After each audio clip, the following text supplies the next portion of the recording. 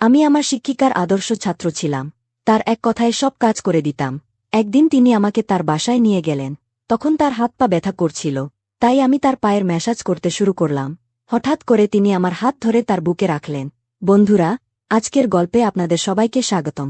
এই গল্পটি একজন ছেলের কাহিনী। কলেজের শেষ বছর আমার জন্য এতটা সৌভাগ্য নিয়ে আসবে তা আমি কখনো কল্পনা করিনি।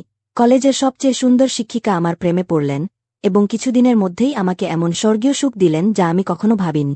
আমার নাম অর্জুন। আমি আমার পড়াশোনার জন্য হোস্টেলে থাকতাম।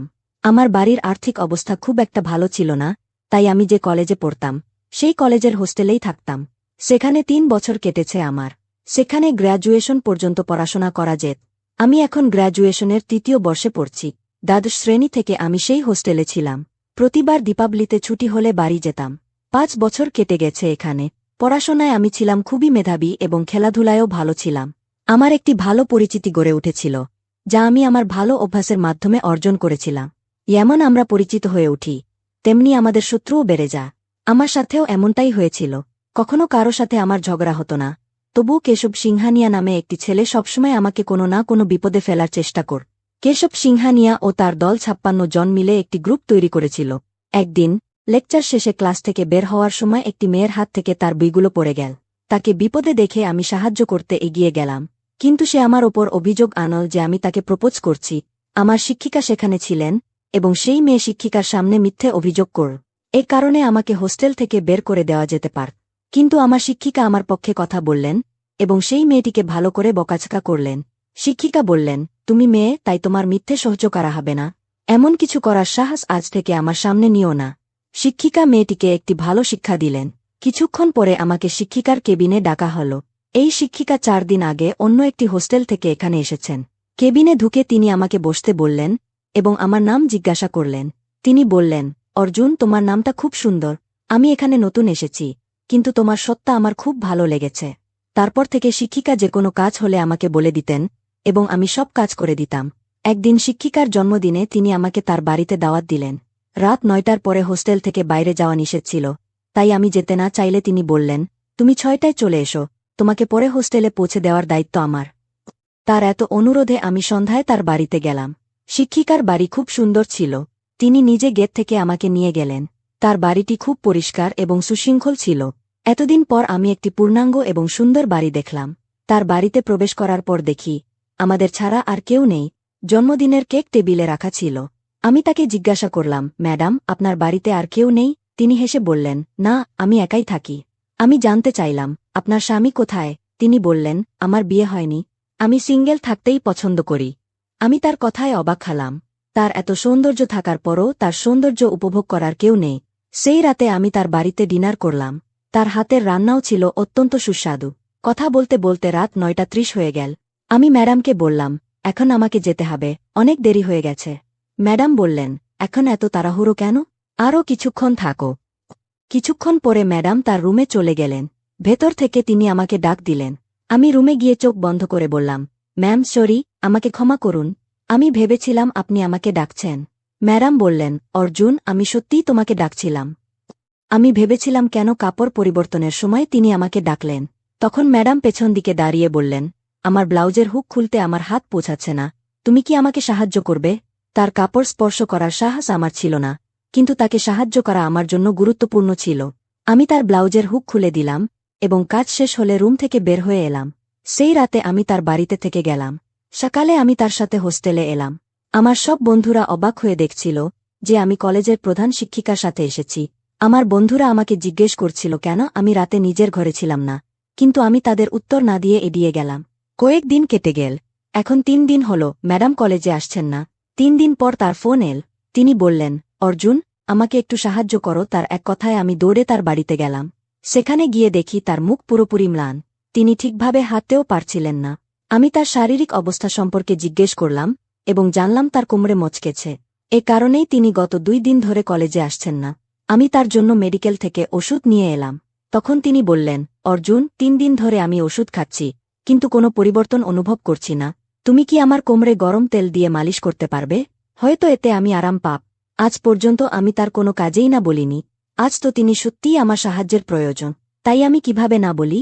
আমিও চেয়েছিলাম যে তিনি দ্রুত সেরে উঠুন, তাই বিনা দ্বিধায় আমি তার কোমরের মালিশ শুরু করলাম। আমার হাত যতই তার কোমরে ঘুরছিল ততই তার মুখ থেকে শব্দ বের হচ্ছিল। হয়তো তার অনেক ব্যথা হচ্ছিল। ম্যাডাম যুবতী ছিলেন। তার কোমরে নজর পড়তেই আমি মনোযোগ হারাতে লাগলাম। কিন্তু আমি নিজেকে সামলালাম এবং সেখান থেকে বেরিয়ে এলাম। ম্যাডাম বললেন, তুমি চাইলে দিনে কলেজে যেতে পারো, কিন্তু দয়া করে কয়েকদিন রাতে আমার সাথে থাকো। যখন আমি একটু ভালো অনুভব করব তখন আমি নিজেই তোমাকে চলে যেতে বলবো। তিনি খুবই একা ছিলেন। তার সাহায্যের জন্য আশেপাশে আর কেউ ছিল না। আমি সেখানে থাকব কিনা এই নিয়ে চিন্তা করছিলাম। তখন ম্যাডাম বললেন, অর্জুন, সংকটের সময় আপনজনরাই পাশে থাকে। আমি তোমাকে আপন ভেবে এখানে থাকতে বলেছি, কিন্তু যদি তোমার ইচ্ছে না হয় তাহলে কোনো সমস্যা নেই। ম্যাডাম খুবই দুঃখিত হয়ে পড়লেন। তখন আমি বললাম, ম্যাডাম, আমি আপনার আপনজন। আপনি একদম চিন্তা করবেন না। যতদিন আপনি ভালো বোধ করবেন না ততদিন আমি এখানে থেকে যাব। আমার কথা শুনে ম্যাডাম খুশি হলেন। রাতে আমি নিজেই তার বাড়িতে রান্না করলাম। গত 5 বছরে অনেক কিছুতেই অভ্যস্ত হয়ে গিয়েছিলাম। আমার হাতের রান্না খেয়ে ম্যাডাম খুব খুশি হলেন। তারপর তিনি আমার হাত ধরে হঠাৎ করে চুমু খেলেন। তার জন্য এটা স্বাভাবিক ছিল, কিন্তু আমার জন্য এটা একেবারেই স্বাভাবিক ছিল না। ঘুমানোর আগে আবার তার কোমরে মালিশ করলাম। মালিশ করে যখন আমি হলের বাইরে ঘুমাতে যাচ্ছিলাম তখন ম্যাডাম আমাকে থামালেন। তিনি বললেন, আজ তুমি আমার ঘরেই ঘুমাবে। রাতে যদি কোনো কিছুর প্রয়োজন হয় তাহলে আমি তোমাকে জাগাতে পার। তার বিছানায় তার পাশে ঘুমাতে আমার অস্বস্তি হচ্ছিল, কিন্তু সত্যিই তার আমার সাহায্যের প্রয়োজন ছিল। তাই আমি সেখানে ঘুমাতে রাজি হয়ে গেলাম। ঘরের আলো নিভতেই আমি ঘুমিয়ে পড়তে লাগলাম। হঠাৎ আমি অনুভব করলাম কেউ আমার ওপর হাত বুলাচ্ছে। আমি চমকে উঠলাম এবং পাশের নাইট ল্যাম্পটা জ্বালালাম। আলো জ্বলতেই দেখলাম ম্যাডামের হাত আমার কোমরের কাছে দিয়ে যাচ্ছে। এটা দেখে আমি তার হাত সরিয়ে দিলাম। আমি বললাম, ম্যাডাম, এটা কি হচ্ছে? আপনি কি করছেন? তিনি বললেন, এখানে তুমি আমার ছাত্র নও, আর আমি তোমার ম্যাডাম নই। তোমাকে দেখে প্রতিদিন আমার তোমার কাছে আসার ইচ্ছে হয়, কিন্তু তুমি এই সুন্দর শরীর থেকে সবসময় দূরে সরে থাক। তুমি পুরুষ নও কি? আমি বললাম, ম্যাডাম, আপনি আমার ওপর সন্দেহ করবেন না। আমি পুরুষই, কিন্তু আমি কখনো আপনাকে সেই দৃষ্টিতে দেখিনি। এতে তিনি বললেন, আমি সন্দেহ করি তুমি পুরুষ নও, তোমাকে তা প্রমাণ করতে হবে। তারপরই আমি মানব যে তুমি পুরুষ। ম্যাডাম আমাকে উত্তেজিত করছিলেন যাতে আমি তার সাথে সময় কাটাই, কিন্তু আমি তা করব না। আমি স্পষ্টভাবে না বললাম। তখন তিনি রেগে গিয়ে তার ঘর থেকে বেরিয়ে গেলেন। বাইরে যাওয়ার কিছুক্ষণ পরেই তার চিৎকার শোনা গেল। আমি বাইরে গিয়ে দেখতে লাগলাম। তার ঘরের অন্যদিক থেকে আওয়াজ আসছিল। ম্যাডাম ভিতরে কি করছিলেন এটা আমার বুঝতে পারছিলাম না। 20 মিনিট পরে তিনি সেই ঘর থেকে বেরিয়ে এলেন। বের হওয়ার সময়ও ক্লান্ত দেখাচ্ছিল। আমি তাকে মনা করেছিলাম, তাই তিনি রেগেছিলেন। আমি তার বর্তমান অবস্থা দেখে তার কাছে গেলাম। আমি বললাম, ম্যাডাম, আমি আপনাকে এতটাই পছন্দ করি যে আপনি আমার প্রেমের পরীক্ষা পাশ করেছেন। এখন আমার পরীক্ষা দেওয়ার পালা। এটা বলে আমি তাকে 2 হাতে তুলে নিলাম এবং তার ঘরে নিয়ে গেলাম। আমি এত কাছে ছিলাম যে তার চোখে এক আলাদা আলো দেখলাম। ঘরে গিয়ে তাকে বিছানায় শুইয়ে দিলাম এবং নিজেও তার পাশে শুয়ে পড়লাম। তিনি আমার গলায় হাত দিলেন এবং আমরা একে অপরের অনেক কাছাকাছি চলে এলাম। ম্যাডাম আর সহ্য করতে পারছিলেন না। তিনি আমাকে চুমু খেতে শুরু করলেন। তখন আমি বললাম, ম্যাডাম, একটু ধীরে, আপনার সামনে আমি এখনও ছোট। বলতে বলতে আমি আরও কাছে চলে এলাম। যখন আমি পুরোপুরি কাছে গেলাম তখন তিনি চোখ বন্ধ করে ফেললেন। তিনি আমার জন্য পুরোপুরি পাগল হয়ে গিয়েছিলেন। আমি বললাম, ম্যাডাম, আপনার ক্যামেরা চালু আছে। এটা শুনতেই তিনি চোখ খুললেন এবং বললেন, অর্জুন, তুমি কি বলছো? আমি বললাম, ম্যাডাম, আমি সত্যি বলছি। আপনি আপনার প্রেমিকের সাথে মিলে আমার সাথে থাকা অবস্থায় ভিডিও তৈরি করছেন না? আপনি একজন ভণ্ড শিক্ষিকা। আপনার সব সত্য আমার সামনে উদ্ঘাটিত হয়েছে। গত কয়েক মাস ধরে আপনি আমার চারপাশে ঘুরছিলেন, আমাকে কাছে ডাকছিলেন। আপনি কি ভেবেছিলেন আমি আপনাকে ভালোবাসতে শুরু করব না? আমি আপনার জন্মদিনের কেক কেটেছিলাম। সেদিন আপনি আমার হাত ধরেছিলেন এবং তখনই আমার হৃদয়ে আপনার জন্য একটি জায়গা তৈরি হয়েছিল, যে আমি আপনাকে ভালোবাসতে শুরু করেছিলাম, কিন্তু কখনো প্রকাশ করিনি। কিছুদিন আগে আপনি 3 দিন কলেজে আসেননি। আপনার চিন্তায় আমি আপনাকে দেখতে আপনার বাড়িতে গিয়েছিলাম। সেদিন আমি আমার ভালোবাসার প্রকাশ করতে চেয়েছিলাম, কিন্তু ভাগ্য কিছু অন্যরকম ছিল। সেটা আমার সামনে সব প্রকাশ করে দিয়েছে। আমি আপনার বাড়ির বাইরে একজন পুরুষের জুতা দেখেছি। তখনই আমার সন্দেহ হয়েছিল। তাই আমি আপনার জানালায় উকি মেরে দেখলাম এবং আপনাকে আপনার প্রেমিকের বাহুতে দেখলাম। সেদিন আমি শুনেছিলাম আপনার পরবর্তী পরিকল্পনা। আপনি আমার সাথে শারীরিক সম্পর্ক গড়ে তোলার সময় ভিডিও তৈরি করে আমাকে ব্ল্যাকমেল করতে চেয়েছিলেন, কিন্তু আপনার ক্যামেরাম্যানকে আমার বন্ধুরা ধরেছে। আপনি এটা কেন করছিলেন? আপনি নিজেই বলবেন না হয় কিছু আরও ফাঁস করাতে হবে? এটা বলে আমি তার বাড়ির অন্য ঘরে গেলাম যেখানে ম্যাডাম গিয়েছিলেন। সেখানে থেকে একটি হুইল চেয়ারে বসা একটি মেয়েকে বাইরে নিয়ে এলাম। তাকে দেখেই ম্যাডাম হতবাক হয়ে গেলেন। তিনি বললেন, তোমাকে এর সম্পর্কে কে বলল? তখন আমি বললাম, সেদিন জানালার পাশ থেকে আমি আওয়াজ শুনেছিলাম। আমি সেখানে উকি মেরে তাকে দেখেছিলাম। এখন সব সত্যি সত্যি বলুন। তখন ম্যাডাম বললেন, এটা আমার বড় বোন, তিনি পা দিয়ে অক্ষম। আমার বাবা অবসর নিয়ে তাকে তার জায়গায় চাকরি দিয়েছিলেন। তারা এই বাড়িটাও তার নামে করে দিয়েছিলেন। তার মতে তার অক্ষম মেয়ের বিয়ে হবে না, তাই তার কাছে তার নিজস্ব একটি বাড়ি এবং তার নিজের টাকা থাকা উচিত। মা বাবা সবকিছু তাকে দিয়ে দিয়েছেন। আমি তেমনি রয়ে গিয়েছিলাম। যখন তিনি চাকরিতে যোগ দিলেন, আমি তার সাথে এখানে এসে পড়লাম। তারপর তাকে এই বাড়িতে বন্ধ করে দিলাম এবং তার সমস্ত কাগজপত্রে আমার ছবি লাগিয়ে দিলাম এবং তার জায়গায় প্রধান শিক্ষিকা হয়ে গেলাম। তার বিয়ে করে ঘর বাঁধার ইচ্ছা ছিল। আমি তাকে ব্ল্যাকমেল করে তার বিয়ে তোমার সাথে করাতে চেয়েছিলাম এবং যখন তুমি তাকে নিয়ে তোমার গ্রামে চলে যেতে, তখন বলতাম তিনি তার চাকরি এবং এই বাড়ি আনন্দের সাথে তার বোনকে দিয়ে দিয়েছেন। কিন্তু তুমি আমার সব পরিকল্পনা ভেস্তে দিয়েছ। রাগে ম্যাডাম তার বোনের উপর হাত তুলেছিলেন, তাই বেচারি চিৎকার করছিল। সেই ভণ্ড ম্যাডামের সত্য উন্মোচনে আমাকে এই দলের অনেক সাহায্য পেয়েছিলাম। তারা তার প্রেমিককে ভালোভাবে পিটিয়েছিল। সেই অক্ষম মেয়েটির নাম নিতে হয়েছিল। আমরা তাকে সেই সংকট থেকে বের করে এনেছিলাম, তাই সে আমাদের প্রতি কৃতজ্ঞ ছিল। এখন আমাদের হোস্টেলের সঠিক এবং সৎ অধ্যাপিকা পেয়েছিলাম। নুয়না ম্যাডাম এবং তার পিতা মিলে তাদের মিথ্যাবাদী কন্যাকে যথাযথ শাস্তি দিয়েছিলেন। তার পিতা তাকে বাড়ি থেকে বের করে দিয়েছিলেন এবং তার নামে সবকিছু ফিরিয়ে নিয়েছিলেন। মিথ্যাবাদী ম্যাডামকে এতদিন ধরে হোস্টেলকে প্রতারণা এবং সরকারি কাজে জালিয়াতির অভিযোগে কারাগারে পাঠানো হয়েছিল। এতে আমার সাহায্যকারী দলের প্রতি আমি অত্যন্ত কৃতজ্ঞ, কারণ তাদের সাহায্য ছাড়া আমি একা কিছুই করতে পারতাম না। আমাদের এই সফলতার জন্য হোস্টেলে আমাদের সম্মানিত করা হয়েছিল। আমি দলের নেতা কেশবুকে বললাম, বন্ধু, তোমার সঙ্গীদের এগিয়ে যেতে দেখে পিছনে টেনে আনার পরিবর্তে আজ যেমন তুমি আমার সাহায্য করেছ, তেমনি কিছু ভালো করার জন্য এই দল প্রতিষ্ঠা করা উচিত। কাউকে বিরক্ত করে নেয়, বরং কারো সাহায্য করে বড় হওয়া উচিত। তাতেই আমাদের মান ও সম্মান। তাই বন্ধুরা, যদি ভিডিওটি ভালো লেগে থাকে তাহলে চ্যানেলটি সাবস্ক্রাইব করতে ভুলবেন না। বন্ধুরা, আমার নাম কাজল।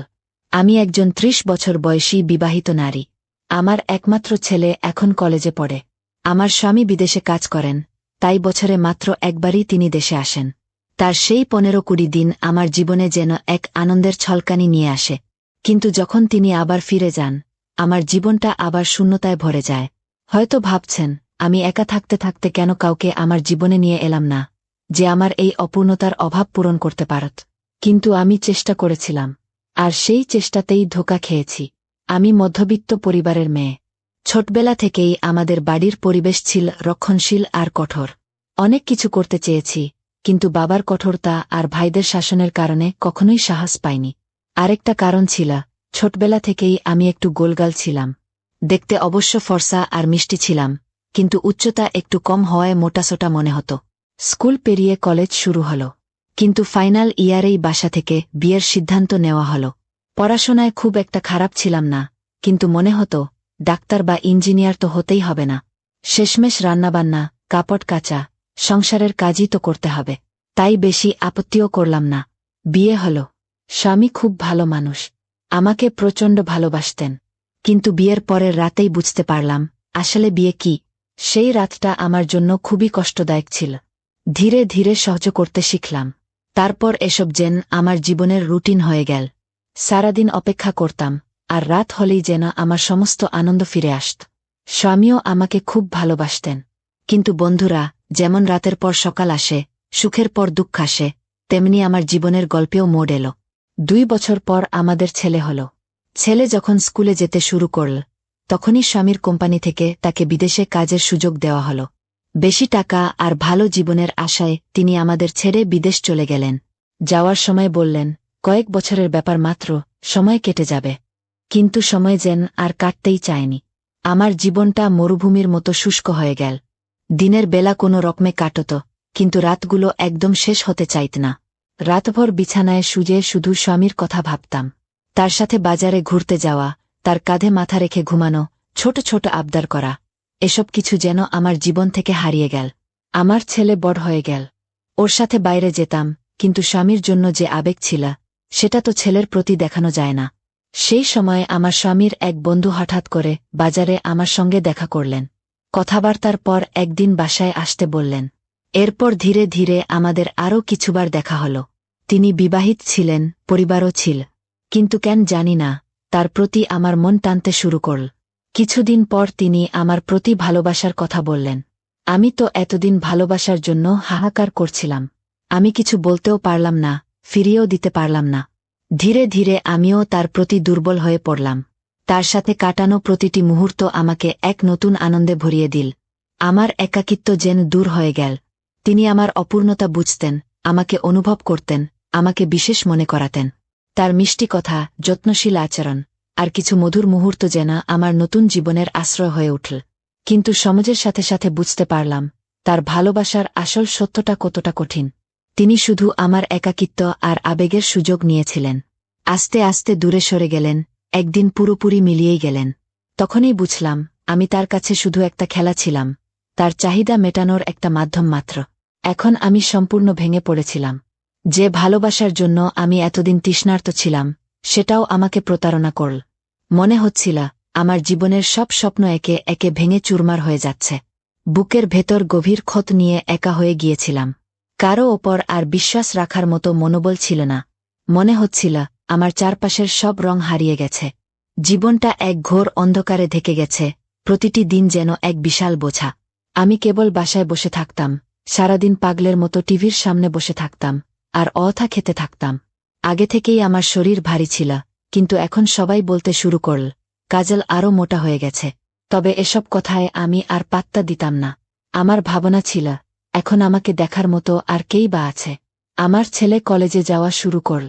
নতুন যৌবনের উচ্ছ্বাসে ও নিজেকে ফিট রাখার জন্য জিমে ভর্তি হল। কয়েক মাসের মধ্যেই ওর শরীর গঠিত হয়ে গেল, দেখতে আরও আকর্ষণীয় লাগছিল। একদিন ছেলে এসে আমাকে বলল, মা, তুমি কেন জিমে ভর্তি হও না? সবাই বলে তুমি মোটা, তুমি একবার দেখিয়ে দাও, তুমিও ফিট হতে পারো। প্রথমে আমি রাজি হইনি, কিন্তু ছেলের অনেক অনুরোধে আমি শেষমেশ ঠিক করলাম যে জিমে ছেলে যায়, আমিও সেখানে ভর্তি হব। সেখানে আমার পরিচয় হল একজন বন্ধুর সঙ্গে, তার নাম সন্দীপ। বয়সে আমার ছেলের চেয়ে বড়, তবে ওদের মধ্যে দারুণ বন্ধুত্ব ছিল। সন্দীপ আমাকে ধৈর্য ধরে সব বুঝিয়ে দিল, এমনকি আমার জন্য আলাদা ডায়েট প্ল্যান তৈরি করে দিল। কি খাব, কখন খাব, কি খাব না, সবকিছু। আমি তার দেওয়া সব পরামর্শ মেনে চলতে লাগলাম। তবে শরীরচর্চার বিষয়টা আমার কাছে খুবই অস্বস্তিকর লাগত। কারণ জিমে আমি ছিলাম সবচেয়ে ভারী গরনের। আয়নার সামনে নিজেকে দেখে মাঝে মাঝে নিজেকেই অদ্ভুত লাগত। একদিন আমার ট্রেনার আমাকে বলল, ম্যাডাম, আমার মনে হয় আপনাকে বিশেষভাবে নজর দিতে হবে। আমি অবাক হয়ে জিজ্ঞেস করলাম, কেন? সে বলল, আমি খেয়াল করেছি আপনি খুব দ্রুত ক্লান্ত হয়ে যান এবং ঠিকমতো ব্যায়াম সম্পন্ন করতে পারেন না। আমি হেসে বললাম, আমি যদি ক্লান্ত হয়ে যাই তাহলে কিভাবে পুরো ব্যায়াম করব? সে বলল, আপনি যদি দুপুরের দিকে আসেন তাহলে আমি আপনাকে এমন কিছু ব্যায়াম শিখিয়ে দেব যা আপনার শরীরের অতিরিক্ত মেদ দ্রুত কমিয়ে দেবে এবং আপনি দ্রুত ফিট হয়ে উঠবেন। আমি রাজি হয়ে গেলাম। পরদিন দুপুর 2টায় যখন আমি জিমে গেলাম, দেখলাম তখন সেখানে কেউ নেই। আমি চেঞ্জ রুমে গিয়ে পোশাক বদলালাম, তারপর বাইরে এসে দেখি সন্দীপ বসে আছে, পাশে আমার ছেলে। দুজনেই কম্পিউটারে কিছু দেখছিল। আমি গিয়ে পাশে বসতেই বুঝলাম ওরা 6 প্যাক বানানোর কৌশল নিয়ে ভিডিও দেখছে। সন্দীপ আগেই এসব জানত, কিন্তু এবার আমার ছেলেও নিজের জন্য 6 প্যাক বানাতে চায়। আমি পৌঁছাতেই সন্দীপ উঠে দাঁড়াল এবং আমাকে এক্সারসাইজ এরিয়ায় নিয়ে গেল। প্রথমে হালকা কিছু ব্যায়াম দিল, যা খুব কঠিন ছিল না। তবে এসব ব্যায়াম আমাকে প্রচুর ঘামিয়ে দিল। সেদিন সত্যিই শরীরটা আগের চেয়ে হালকা মনে হচ্ছিল। কয়েকদিন এভাবেই চল। সন্দীপ আমার দিকে বিশেষ নজর দিতে লাগল, ব্যায়ামের পাশাপাশি আমার খাওয়া দাওয়ার বিষয়েও খেয়াল রাখত। এই সময়ের মধ্যে আমাদের মধ্যে ভালো বন্ধুত্ব তৈরি হল। আগে সে আমাকে ম্যাডাম বলে ডাকত, পরে সরাসরি কাজল বলে ডাকতে শুরু করল। আমি নিজেও ধীরে ধীরে ওর কাছে টান অনুভব করতে লাগলাম। সন্দীপের সুগঠিত শরীর, ওর যত্নশীল স্বভাব আমাকে মুগ্ধ করত। সময়ের সঙ্গে সঙ্গে ওর প্রতি আমার মনের গভীরে একটা আলাদা অনুভূতি জন্ম নিল। সন্দীপের সঙ্গে কাটানো মুহূর্তগুলো আমার জীবনের এক নতুন আশার আলো হয়ে উঠল। সে শুধু আমার ট্রেনার ছিল না, সে একজন মানুষ যে আমাকে বুঝত, আমার অনুভূতিকে মূল্য দিত। ওর চোখের সেই মায়াভরা দৃষ্টি যেন আমার হৃদয়ের গভীর ক্ষতগুলোকে আরেকবার প্রেমের পরশে সান্ত্বনা দিতে শুরু করল। আমি চাইলেও নিজেকে থামাতে পারছিলাম না। আমরা প্রায়ই এক্সারসাইজ শেষ করার পর একসঙ্গে বসে গল্প করতাম, জীবনের উত্থান পতন নিয়ে কথা বলতাম। সন্দীপ আমাকে আমার জীবনের গল্প জিজ্ঞাসা করত, আর আমি আমার একাকিত্ব, দুঃখ কষ্টের কথা ওর সঙ্গে ভাগ করে নিতাম। ও মনোযোগ দিয়ে শুনত, যেন আমার প্রতিটি শব্দ ওর হৃদয়কে ছুঁয়ে যাচ্ছে। একদিন জিমের পর আমরা বাগানে বসেছিলাম। তখন মনে হল এবার আর আমি আমার মনের কথা চেপে রাখতে পারব না। সন্দীপের উপস্থিতি আমার শূন্য জীবনে আবারও রং এনে দিয়েছিল। আমি আর চুপ থাকতে পারলাম না। আমি বুক ধরফর করা কণ্ঠে বললাম, সন্দীপ, আমি তোমার সঙ্গে একটা কথা বলতে চাই। তোমার সঙ্গে দেখা হওয়ার পর মনে হচ্ছে আমার শূন্য জীবন আবার নতুন করে আলোর দেখা পেয়েছে। জানি না এটা কেমন অনুভূতি, তবে এটুকু জানি যে আমি তোমাকে ভালোবেসে ফেলেছি। সন্দীপ আমার চোখের দিকে তাকাল, কয়েক মুহূর্তের জন্য নীরব হয়ে গেল। তারপর সে ধীরে ধীরে আমার হাত নিজের হাতে নিল। ওর চোখে একটা গাম্ভীর্য ছিল, আর খুব কোমলভাবে বল, কাজল, তুমি একজন অসাধারণ মানুষ। তোমার মন অনেক নির্মল, তোমার অনুভূতি খুব সত্যি। আমি সেটা বুঝতে পারি এবং সম্মান করি। কিন্তু তোমাকে একটা কথা বুঝতে হবে, তুমি একজন বিবাহিতা নারী। আমি তোমার মনের অবস্থাটা অনুভব করি, কিন্তু আমাদের এই সম্পর্ককে আমরা ভালোবাসার নাম দিতে পারি না। ওর কথায় আমার মুখে হঠাৎ করেই এক ধরনের বিষাদ নেমে এল। কিন্তু সন্দীপ আমার দিকে তাকিয়ে মৃদু হেসে বল, কাজল, ভালোবাসার মানে সবসময় একটা সম্পর্ক হওয়া নয়। কখনো কখনো কারও প্রকৃত বন্ধু হওয়া, তার সুখ দুঃখের সঙ্গী হওয়াই সবচেয়ে বড় ভালোবাসা। আমি সবসময় তোমার পাশে থাকব, কিন্তু আমাদের এই বন্ধনকে অন্য কোনো রূপ দেওয়া ঠিক হবে না। ওর কথাগুলো আমাকে নাড়িয়ে দিল। আমি বুঝতে পারলাম হয়তো আমি আমার একাকিত্বে এতটাই হারিয়ে গিয়েছিলাম যে সম্পর্কের সীমারেখাটা বুঝতে পারিনি। সন্দীপ শুধু আমার আবেগকে নিয়ন্ত্রণ করতেই শেখাল না, বরং এটা বোঝাল যে ভালোবাসা মানেই কেবল একসঙ্গে থাকা নয়, কখনো কখনো বুঝদারির সঙ্গে সঠিক সিদ্ধান্ত নেওয়াটাই প্রকৃত ভালোবাসা। সেদিনের পর আমি আমার হৃদয়ে ওর প্রতি জন্ম নেওয়া অনুভূতিগুলো শান্ত করলাম। জানতাম যা হয়েছিল তা ছিল জীবনের এক নতুন মোড়। তবে সন্দীপের সঙ্গে আমার সম্পর্ক আগের চেয়েও গভীর হয়ে উঠল। একটা বন্ধুত্বের সম্পর্ক, যেখানে দুজন দুজনকে শ্রদ্ধা করত, কিন্তু কোনো প্রত্যাশা ছিল না। তখন আমি সত্যিই অনুভব করলাম, ভালোবাসা মানে কেবল কাউকে পাওয়াই নয়, বরং তার সুখের জন্য সঠিক সিদ্ধান্ত নেওয়াটাও এক ধরনের ভালোবাসা। বন্ধুরা, আজকের গল্প এখানেই শেষ। আপনাদের কেমন লাগল তা কমেন্টে জানান। যদি গল্পটি ভালো লেগে থাকে তাহলে ভিডিওতে লাইক দিন, চ্যানেল সাবস্ক্রাইব করুন, আর বেল আইকন চাপুন, যেন আমাদের নতুন ভিডিওর নোটিফিকেশন সবার আগে পান। নমস্কার বন্ধুরা, আমার ভাবি প্রাদি ভাইয়ার ঘরে ঘুমত না। কোনো রাতে যদি সে ভাইয়ার ঘরে ঘুমত, তাহলে পরের দিন সকালে কাঁদতে কাঁদতে বেরিয়ে আসত। একদিন ভাবি ঘুমিয়েছিল, তখন আমি তার চাদর নিয়ে ভাইয়ার ঘরে চলে গেলাম। ভাইয়া আমাকে ভাবি ভেবে যা করল, সেটা শুনলে তোমার মাথা ঘুরে যাবে। যখন আমার ঘুম ভাঙল, দেখলাম ভাবি আমার বিছানার পাশে বসে ফুপিয়ে ফুপিয়ে কাঁদছে। তাকে এভাবে দেখে আমার মনটা সবসময় ছটফট করত, কিন্তু কখনো তাকে কিছু জিজ্ঞেস করতে পারতাম না। প্রায়ই এমন হতো যে সকালবেলা ভাবির অবস্থা এমন হয়ে যেত। কিছুদিন আগে একবার আমি তাকে জিজ্ঞেস করেছিলাম, ভাবি, তুমি ভাইয়ার ঘর থেকে বেরিয়ে এসে এত কাঁদো কেন? কিন্তু সে কোনো উত্তর না দিয়ে আমাকে বকল। ভাবি যখনই ভাইয়ার ঘর থেকে বেরোত, তার মুখটা অদ্ভুত দেখাত। তার এলোমেলো চুল আর পুরনো কাপড় যেন একটা অসহায়তার গল্প বলত। এই ঘটনা কয়েক বছর ধরে চলছিল, আর আমি যত বড় হচ্ছিলাম ততই সবকিছু আমার কাছে আরও অদ্ভুত লাগছিল। আমার মনে একটা প্রশ্ন জাগছিল, রাতে ভাইজা ভাবির সঙ্গে আসলে কি করে? এই প্রশ্নটা আমাকে অস্থির করে তুলছিল। এখন আমার বয়স হয়েছে 16 বছর, আর অনেক কিছুই বুঝতে শিখেছি। ভাবির কান্নার মুখ দেখে মনে হতো সে যেন কোনো বাধ্যবাধকতার সঙ্গে লড়ছে। কিন্তু অবাক করার বিষয় হল, ভাবি যখন ঘর থেকে বেরোত তখন সে কাঁদতে থাকত, আর ভাইজা বেরোলে তার মুখে একটা হাসি থাকত। মনে হতো ভাইজা পুরোপুরি খুশি আর তরতাজা। সে সবসময় গুনগুন করত। তারপর ভাবি ভয়ে ভয়ে তার সামনে আসত, আমার হাত দিয়ে তার জন্য নাস্তা পাঠিয়ে দিত, আর চোখের জল ফেলত।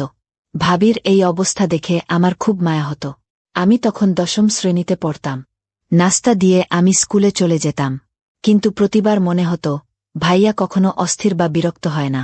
সে সবসময় হাসিখুশি মুখে নাস্তার টেবিলে আসত, আর তার মুখে সবসময় একটা আনন্দের ছাপ থাকত। কিন্তু ভাবির মুখ দেখে মনে হতো সে যেন যে কোনো মুহূর্তে ভেঙে পড়বে। আমার মন চাইত তাকে জিজ্ঞেস করি, ভাইজা রাতে তোমার সঙ্গে কি করল যে তোমার এমন হাল হল? কিন্তু ভাইয়ার নাম শুনলেই ভাবির মুখে যে ভয় ফুটে উঠত তা আমাকে চুপ করিয়ে দিত। ভাবি প্রতি রাতে ভাইয়ার ঘরে ঘুমোতে যেত না, বরং আমার সঙ্গেই ঘুমত। কিন্তু মাঝে মধ্যে ভাইয়া তাকে জোর করে নিজের ঘরে নিয়ে যেত। ভাবি বারণ করার চেষ্টা করত, কিন্তু ভাইয়া তার কথা শুনত না। ভাইয়ার গলায় এমন মিষ্টি ভালোবাসার সুর থাকত যে দেখে যে কেউ অবাক হয়ে যেত। কিন্তু আমি ভালো করেই জানতাম ভাইজা ভাবিকে ঘরে নিয়ে গিয়ে তার সঙ্গে কিছু খারাপই করত। কোনো বাচ্চার পক্ষে নিজের ভাবিকে কাঁদতে আর কষ্ট পেতে দেখা খুব কঠিন, আমারও তাই হয়েছিল। আমি না পড়তে পারছিলাম, না ঘরে মন বসাতে পারছিলাম। মন চাইত যে কোনো উপায়ে ভাবিকে ভাইয়ার ঘরে যেতে না দিই, কিন্তু ভাইজাকে বারণ করার সাহস আমার হতো না। ভাইজা আমার সামনে ভাবির সঙ্গে খুব ভালোবাসার ব্যবহার করত, কিন্তু ঘরের এই পরিবেশ আমাকে এতটাই ভেঙে দিয়েছিল যে আমি পরীক্ষায় খারাপভাবে ফেল করলাম। ভাবিকে আমার রেজাল্ট বলিনি, কিন্তু আমার বন্ধু সালোনি অবাক হয়ে গিয়েছিল, কারণ আমি পড়াশোনায় খুব ভালো ছিলাম। সে বারবার জিজ্ঞেস করতে লাগল, তোর মন কোথায় ভেসে বেড়াচ্ছে? আমি তাকে ভাইয়া আর ভাবির কথা খুলে বললাম। হঠাৎ সালোনি বলল, তোর ভাইজা কি ইংরেজি সিনেমা দেখে না? তার চোখে একটা অদ্ভুত দৃষ্টি ছিল, আমি বুঝতে পারছিলাম না তার উদ্দেশ্য কি। সে কথা ঘোরাল, তারপর ভাবির চাচাতো মামা আর্জনের কথা উঠল। সেদিন দুপুরে আর্জন মামা আমাদের বাড়িতে এসেছিলেন। ভাবির সঙ্গে তার ছোটবেলা থেকেই গভীর বন্ধুত্ব ছিল। ভাবি বলত তারা দুজনে ছোটবেলায় একসঙ্গে বড় হয়েছে। তারপর আর্জন মামা দুবাই চলে যান, আর ভাবির বিয়ে হয় ভাইয়ার সঙ্গে। ভাবির বিয়ের 15 বছর হয়ে গেছে, আর আমি তার একমাত্র নন্দ। কয়েক বছর আগে পর্যন্ত হয়তো সব ঠিকঠাক ছিল, নয়তো আমি ছোট ছিলাম, বুঝতে পারতাম না।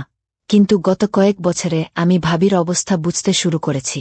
আমি বুঝে গেছি আমার ভাইজা ভালো মানুষ নেয়, আর সেই কারণেই ভাবি কষ্ট পাচ্ছে।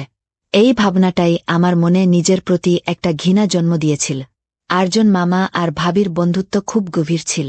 তিনি 1 বছর আগে ভারতে ফিরে এসেছেন, আর প্রায়ই ভাবির সঙ্গে দেখা করতে আসতেন।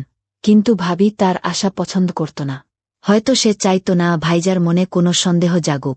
আর্জন মামা চলে গেলে ভাবি প্রায়ই আমাকে বলত, যদি ভাইজা জানতে পারে আর্জন এসেছিল, তাহলে বড় ঝামেলা হবে। আমি তাকে আশ্বাস দিতাম, ভাইজা কি করে জানবে?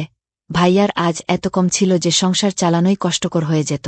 ভাবি আর ভাইয়ার সম্পর্কের মধ্যে এমন কিছু ছিল যা ভাবি কখনো খোলাখুলি বলতে পারত না। এসব জানার পর আমার মনে হতো, ভাইয়ার মতো এমন নিষ্ঠুর মানুষের সঙ্গে ভাবি কেন নিজের জীবন নষ্ট করছে। এক রাতে আমি আমার আর ভাবির বিছানা পাতলাম, আর তার সঙ্গে চোখ বন্ধ করে শুয়ে পড়লাম। কিছুক্ষণ পর ভাইয়া আমার ঘরে এলো। ভাবি তখন আমার পাশে শুয়েছিল। ভাইয়া তাকে সঙ্গে যেতে বলল, কিন্তু ভাবি ভয়ে ভয়ে না বলল। আমি চোখ খুলিনি, তবে শুনতে চাইছিলাম ভাইজা ভাবিকে কি বলে। ভাবি বলল, আমি তোমার সঙ্গে যাব না। তুমি সবসময় এমনই বলো। আবারও সে বারণ করল, তোমার ঘুমোনো উচিত। তোমার বোন এখন বড় হয়েছে। কিন্তু ভাইয়া জোর করে তার হাত ধরে তাকে তুলে নিয়ে গেল। আমার মনে একটা অদ্ভুত অস্থিরতা শুরু হল। ভাইজা ভাবির সঙ্গে কি করছে? আর সালোনির সেই ইংরেজি সিনেমার কথাটাও আমার মাথায় ঘুরতে লাগল। 2 ঘন্টা পরেও ভাবি ফিরল না। আমি পানি খেতে ঘর থেকে বেরিয়ে রান্নাঘরে গেলাম। কিছুক্ষণ পর ভাবি আমার পিছনে এলো। আমি গভীরভাবে তাকে দেখলাম, তার চুল এলোমেলো। আমি এটা দেখে চমকে গেলাম। ভাবি বুঝতে পারল আমি তাকে লক্ষ্য করছি, আর তার ফোপানোর আওয়াজ আমার কানে এলো। আমার মন চাইছিল উঠে ভাবিকে সান্ত্বনা দিই, আর মনের সব প্রশ্ন, সব কথা জিজ্ঞেস করি। কিন্তু আমি চুপ করে রইলাম। পরদিন সকালে ভাইজা এমনভাবে তৈরি হয়ে ঘর থেকে বেরোল, যেন কোনো বড় মানুষ। তার আজ কম ছিল, তবু সে সবসময় খুশি থাকত আর হাসত। এমনভাবে তৈরি হয়ে বেরোত যেন কোনো ধনী লোক। আমি নিজেকে দেখলাম, আর নিজের প্রতি ঘৃণা জন্মাল। ভাইয়ার সামনে নাস্তা রেখে আমি স্কুলে চলে গেলাম। স্কুলে সারাদিন আমার মন ভাবির ছেঁড়া হাতার দিকে আটকে রইল। স্কুল থেকে ফেরার পথে আর্জন মামার সঙ্গে দেখা হল। আমাকে দেখেই তিনি আমাকে তার গাড়িতে বসিয়ে নিলেন। আমি কিছু না ভেবেই গাড়িতে উঠে পড়লাম। আর্জন মামা আমার দিকে তাকিয়ে বললেন, তুমি এত চুপচাপ কেন থাকো? তোমার কি সমস্যা? আমি সব কথা তাকে খুলে বললাম। আমার কথা শুনে তিনি বললেন, তুমি কি জানো না তোমার ভাই ভালো মানুষ নয়? তোমার ভাবিকে কেন মুক্তি দিচ্ছ না? কতদিন তোমরা দুজন তার অত্যাচার সহ্য করবে?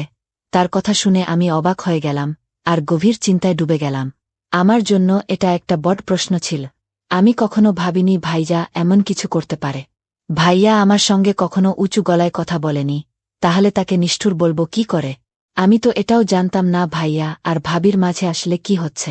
আর্জন মামার কথা ভাবতে ভাবতে আমি অস্থির হয়ে গেলাম। তারপর তিনি আমাকে স্কুল থেকে বাড়ি নিয়ে এলেন, আর নিজেও ভিতরে ঢুকলেন। ভাবি আমাদের দেখে খুশি হল, আর তাড়াতাড়ি আমাদের জন্য খাবার তৈরি করল। আমি খুব ক্লান্ত ছিলাম, তাই নিজের ঘরে চলে গেলাম। আর আর্জন মামা ভাবির কাছে বসে গল্প করতে লাগলেন। আমার ঘুম আসছিল না, আমি শুধু তার কথাগুলো নিয়ে ভাবছিলাম। 3 দিন কেটে গেল। এই সময় ভাবি আমার সঙ্গে আমার ঘরে ঘুমোচ্ছিল। আমার কাছে থাকলে সে একদম নিশ্চিন্ত আর খুশি থাকত। ভাইয়ার আচরণ প্রতিদিনের মতোই ছিল, কিন্তু যখন সে ভাবিকে নিজের ঘরে নিয়ে যেত তখন আরও খুশি হতো। 4র্থ দিনে ভাইয়া আবার ভাবিকে তার ঘরে ডাকল। আমি সারারাত অস্থির হয়ে এপাশোপাশ করলাম। সকালে ভাবি ভাইয়ার ঘর থেকে বেরিয়ে এলো। তাকে ঠিকমতো হাঁটতেও কষ্ট হচ্ছিল। সে কোনোমতে দাঁড়িয়েছিল। আমি জিজ্ঞেস করলাম, ভাবি, তোমার পায়ে কি হয়েছে? সে হেসে বলল, ছোটখাটো ব্যাপারে মন দিও না, মন দিয়ে পড়াশোনা করো। তোমার 10ম শ্রেণীর রেজাল্ট ভালো না হলে পরে আফসোস করবে। ভাবিকে নাস্তা দিয়ে আমি ভাইয়ার কাছে গেলাম। তাকে নাস্তা দিতে গিয়ে সে আমার পড়াশোনার কথা জিজ্ঞেস করল।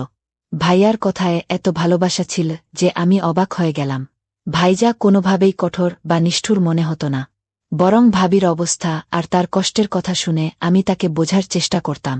একদিন যখন আমি ভাইজাকে নাস্তা দিতে গেলাম, তিনি আমার পড়াশোনার কথা জিজ্ঞেস করতে লাগলেন। আমি ভাইজাকে বললাম, ভাবি ছাড়া আমার ঘুম আসে না, তুমি প্লিজ রাতে ভাবিকে তোমার ঘরে ডাকো না। আমার কথা শুনে ভাইজা হেসে উঠল আর খেতে শুরু করল। আমি ভাইজাকে খুব ভালোবাসতাম, কিন্তু সেদিন চুপচাপ স্কুলের জন্য বেরিয়ে পড়লাম। স্কুলে টিচার আমাদের বোঝালো, কখনো পুরো সত্যি না জেনে কোনো সিদ্ধান্ত নিও না। আধা সত্যি সবসময় বিপজ্জনক, এটা মানুষকে ধ্বংস করে দেয়। টিচারের এই কথা আমার মাথায় একটা নতুন জানালা খুলে দিল। আমি ঠিক করলাম, ভাইয়ার পুরো সত্যিটা জানতেই হবে, তারপর ভাবিকে ভাইয়ার হাত থেকে মুক্ত করতে হবে। আরজন মামা আমাকে কথা দিয়েছিলেন যে কোনো সময় আমার পাশে থাকবেন। আমার ভাবি দেখতে আমার মতোই ছিল। আমার বয়স তখন 16, কিন্তু আমার চেহারা ভাবির মতোই লাগত। পরের রাতে আমি নিজে ভাবিকে ঘুমের ওষুধ খাইয়ে ঘুম পড়িয়ে দিলাম। তারপর তার চাদর গায়ে জড়িয়ে ভাইয়ার ঘরে চলে গেলাম। ভাইয়ার ঘরে একটা ছোট্ট বাল্ব জ্বলছিল। ভাইয়া অন্ধকারে বসেছিল। আমি ঢুকতেই ভাইয়া খুব খুশি হয়ে আমার দিকে তাকালো আর কাছে এলো। আমার কাঁধে হাত রেখে আমাকে তার পাশে বসিয়ে দিল। ভাইয়ার পাশে বসে আমার শরীর কাঁপছিল। আমি জানতাম না এরপর কি হবে, তবে পুরো সত্যিটা জানতে চাইছিলাম। ভাইজা ভালোবাসা ভরা গলায় বলল, তুমি আমার থেকে এত দূরে চলে গেলে কেন? আমাকে জোর করে তোমাকে ঘরে ডাকতে হয়। আমি মানি আমার বোন এখন বড় হচ্ছে, তবু সে এখনো অনেক ছোট। তারপর গম্ভীর হয়ে বলল, সুনিতা, আমি তোমাকে বলে দিই, ওই লোকটা ঠিক নেয়। তার মন ভালো না। আগেও একবার সে তোমাকে নষ্ট করার চেষ্টা করেছিল। আর এখন আমাদের ঘরে একটা বড় মেয়েও আছে। তাই আমি সবসময় সতর্ক থাকি। আমি ভাবি না, আমি তাদের মেয়ে। ভাইয়া আস্তে আস্তে আমার চুলে হাত বুলিয়ে দিচ্ছিল। কিছুক্ষণ পর তার ঘুম এসে গেল। ভাইয়া আমার পাশে শুয়ে গভীর ঘুমে ডুবে গেল। আমি চুপচাপ উঠে ঘর থেকে বেরিয়ে এলাম। ভাইজা এমন কিছু করেনি যাতে আমার অস্বস্তি হয়। তাই আরজন মামা আর ভাবি সম্পর্কে আমার মনে অনেক প্রশ্ন জেগে উঠল। পরের দিন সকালে ভাইজা রোজকার মতোই ছিল। তার আচরণে কোনো বদল দেখলাম না। স্কুল থেকে ফিরে দেখি বাড়ির বাইরে আরজন মামার গাড়ি দাঁড়িয়ে আছে। সাধারণত আমি দূর থেকে সালাম করে ঘরে ঢুকতাম, কিন্তু আজ চুপিসারে ঢুকে গেলাম। ভাবি আর আরজন মামা আমার ঘরে বসে কথা বলছিল। আমি আসার কথা তারা টের পায়নি। যা শুনলাম তাতে আমার হুঁশ উড়ে গেল। আমি কল্পনাও করতে পারিনি যে সত্যিটা জানতে আমি এতটা উৎসুক ছিলাম সেটা এত ভয়ঙ্কর হবে। ভাবি বলছিল, আমার নন্দ নিজেই নিজের বিরুদ্ধে দাঁড়িয়ে যাবে। বুদ্ধ ভাইজা আমাকে জোর করে এই সম্পর্কে আটকে রেখেছে। আমি এখন মুক্তি চাই। সে আমাকে ঘরে নিয়ে যায়, কথা বলতে বলতে ঘুমিয়ে পড়ে। কিন্তু আমি বেরোতে গেলেই নিজের সাহস হারিয়ে ফেলি। আমি গুড্ডির আমার মনে ভালো করে বসিয়ে দিয়েছি যে তার ভাই আমার ওপর অত্যাচার করে। একদিন তো আমি নিজেই আমার জামার হাতা ছিঁড়ে ফেলেছিলাম। আমি চাই যখন বুদ্ধর কাছে মুক্তির কথা বলবো তখন আমার নন্দ আমার পাশে থাকুক। আমাকে গুড্ডিকে ছেড়ে তার বাড়ি থেকে বেরোতে হবে। গুড্ডি তো সবাইকে আমার নির্দোষতা আর তার ভাইয়ের জুলুমের গল্প শোনাবেই। তারপর আমি তাকে নিয়ে তোমার জীবনে যোগ দেব। আরজন মামা হেসে বললেন, গুড্ডিকে বলেছি যখনই তার আমার সাহায্য লাগবে আমি তার পাশে থাকব। আগেও একবার তো আমি মাঝপথে তাকে ছেড়ে চলে গিয়েছিলাম, তখন আমার স্বামী আমাকে ক্ষমা করে নিয়েছিল। আরজন মামা ভাবির হাত ধরে বললেন, আমি তার জন্য খুব লজ্জিত। বাধ্য হয়ে তোমার হাত ছেড়েছিলাম, কারণ আমার পরিবার এটা মানতে চায়নি যে আমি একজন বিবাহিত মহিলার সঙ্গে সম্পর্ক রাখি। কিন্তু এখন আমাকে আটকানোর কেউ নেই। আমি পুরো মন দিয়ে তোমাকে আর তোমার নন্দকে আমার করে নেব। তবে গুড্ডির কোনোভাবেই জানা চলবে না তার আসল ভাইকে। আমরা চাই না সে বুঝতে পারুক যে আমরা তাকে নিষ্ঠুর প্রমাণ করতে চাই। ভাইয়ার কথা মনে পড়ল। আর্জন আগেও আমাদের সংসার ভাঙার চেষ্টা করেছিল। আমি অনেক কিছু জেনে গিয়েছিলাম, তাই ঘরে ঢুকে পড়লাম। আমাকে দেখে ভাবি আর আর্জন মামা চমকে উঠল। একটু ভয় পেলেও তারা নিজেদের সামলে নিল। আর্জন মামা আমার দিকে চকলেট বাড়ালেন। আমি চকলেট না নিয়ে ভাবির দিকে তাকিয়ে কঠিন গলায় বললাম, তোমাকে আমাকে বলতেই হবে, ভাইয়ার সঙ্গে তোমার আসল সমস্যা কি? ভাবি বুঝে গেল তার মিথ্যে এবার ফাঁস হয়ে গেছে, তাই কোনো ধাকাধাকি না করে সব সত্যি খুলে বলল। ভাবি জানালো, বিয়ের আগে সে আর্জন মামার সঙ্গে প্রেম করত, কিন্তু আর্জন মামা তার সঙ্গে বিয়ে না করে দুবাই গিয়ে চাকরি বেছে নিয়েছিল। ভাবির মনে তার প্রতি ভালোবাসা রয়ে গিয়েছিল। তার বাড়ির লোকেরা ভাইজাকে তার জন্য পছন্দ করেছিল। ভাইজা বয়সে 10 বছরের বড় আর গায়ের রং কালো, আর ভাবি ছিল সুন্দরী। বাড়ির ইচ্ছে ভাইয়ার সঙ্গে তার বিয়ে হয়। ভাবি বিয়ে করলেও ভাইজাকে মন থেকে মেনে নিতে পারেনি। এই সম্পর্ক তার কাছে একটা বোঝা হয়ে গিয়েছিল। তবু সে যেভাবে পারছিল চালিয়ে যাচ্ছিল। বিয়ের 1 বছর পর আমি তাদের জীবনে এলাম। ভাবির বিয়ের 8 বছর পর আর্জন মামা দুবাই থেকে কিছুদিনের জন্য ফিরলেন। তার মনে ভাবির জন্য পুরনো প্রেম আবার জেগে উঠল। ভাবিও নিজের অনুভূতির কাছে হার মেনে তার সঙ্গে লুকিয়ে দেখা করতে শুরু করল। তারা পরিবারে বলে দিল যে ভাবি আর ভাইজা একে অপরকে সত্যি ভালোবাসে, যাতে ভাবির বদনাম না হয়। ভাইয়া যখন ভাবির পাশে দাঁড়াল, তখন পরিবার চুপ হয়ে গেল। সবাই মিলে ভাবিকে জোর করে ফিরিয়ে দিল। প্রেমের উচ্ছ্বাস ঠান্ডা হয়ে গেল। 1 বছর আগে আর্জন মামা আবার সেই প্রেম জাগিয়ে তুলল। তিনি তখন দুবাই থেকে চিরতরে ফিরে এসেছিলেন। ভাবির প্রতি তার আবেগ আবার জ্বলে উঠল। ভাবি শুরু থেকেই ভাইজাকে পছন্দ করত না। আমাদের অবস্থাও ভালো ছিল না। আর্জন মামার কাছে দুবাইয়ের টাকা পয়সা ছিল। ভাবির পক্ষে ভাইজাকে ছাড়া কঠিন ছিল না। কিন্তু সমস্যা ছিল, ভাইয়া আমাকে খুব ভালোবাসত। ভাবিও আমাকে ছাড়তে চাইত না। তাই সে ভাইজাকে খারাপ প্রমাণ করতে শুরু করল। নিজেকে কষ্টে আর দুঃখে ভরা দেখিয়ে আমাদের তার পক্ষে টানতে চাইল। এত বছর আমি ভেবে এসেছি, ভাইজা কখনো আমাদের সঙ্গে উঁচু গলায় কথা বলে না, তাহলে ভাবির ওপর অত্যাচার করবে কি করে? আমি ভাবিকে স্পষ্ট বললাম, তোমার যদি তার বাড়িতে যেতে ইচ্ছে হয়, তুমি যেতে পারো, কিন্তু আমি আমার ভালো আর সরল ভাইজাকে ছাড়তে পারব না। আর্জন মামা, যিনি আগে 2বার ভাবিকে ছেড়েছেন, 3য়বার তার ওপর ভরসা করছিলেন, আজ প্রথমবার তার চোখে আমি শুধু নিজের চাওয়া দেখলাম। আমি বুঝলাম, চাওয়া পূরণ হলেই তিনি ভাবিকে ছেড়ে দেবেন। ভাবি আমাকে স্বপ্ন দেখাল, আমাকে তার সঙ্গে যেতে বাধ্য করল, কিন্তু আমার কাছে ভাইজাই সবচেয়ে বড় ছিল। যদি আমি সত্যিটা না দেখতাম, হয়তো ভুল সিদ্ধান্ত নিয়ে ফেলতাম। ভাগ্যিস আমি নিজের চোখে সব দেখলাম, কানে সব শুনলাম। ভাবি আর্জন মামার সঙ্গে যেতে প্রস্তুত ছিল, কিন্তু যখন আর্জন মামা দেখলেন আমি তাদের হাতে আসব না, ভাবির সঙ্গে যাব না, তখন তিনি ভাবির সঙ্গে সম্পর্ক ছিন্ন করলেন। ভাবি জানতে পারল, আর্জন মামা তার জন্য নয়, আমার জন্যই বাড়িতে আসত। তখন সে অবাক আর রাগে ফেটে পড়ল। আর্জন মামা একজন ধূর্ত আর প্রতারক মানুষ ছিলেন, যিনি ভাবির ভালোবাসাকে শুধু নিজের স্বার্থে ব্যবহার করেছিলেন। ভাবি বুঝল, তার সঙ্গে গেলে আমার সম্মান আবারও বিপদে পড়ত, যেমনটা আগে কয়েকবার হয়েছিল। প্রথমবার ভাবির নিজের ভুল বোধ হল। সে ভাইজাকে মন থেকে গ্রহণ করল। পরের দিন সকালে ভাইজা আর ভাবি হেসে হেসে ঘর থেকে বেরোল। আমার মনটা একটা শান্তিতে ভরে গেল। কখনো কখনো ভালোবাসার নামে আমরা এমন বড় ধোঁকা খেয়ে যাই যে মুখ দেখানোর জায়গা থাকে না। আসল ভালোবাসা তো বিয়ের পর হয়, যেখানে দুজন মানুষ একে অপরের কষ্ট আর সুখে ভাগ নেয়। তাই বন্ধুরা, এটাই ছিল আজকের গল্প। তোমাদের এই গল্প কেমন লাগলো? তোমাদের মতামত কমেন্টে জানিও। গল্পটা ভালো লাগলে লাইক করো, চ্যানেলটা সাবস্ক্রাইব করো, আর বেল আইকনটা অন করে রাখো, যাতে আমাদের নতুন গল্পের খবর তোমরা পেয়ে যাও।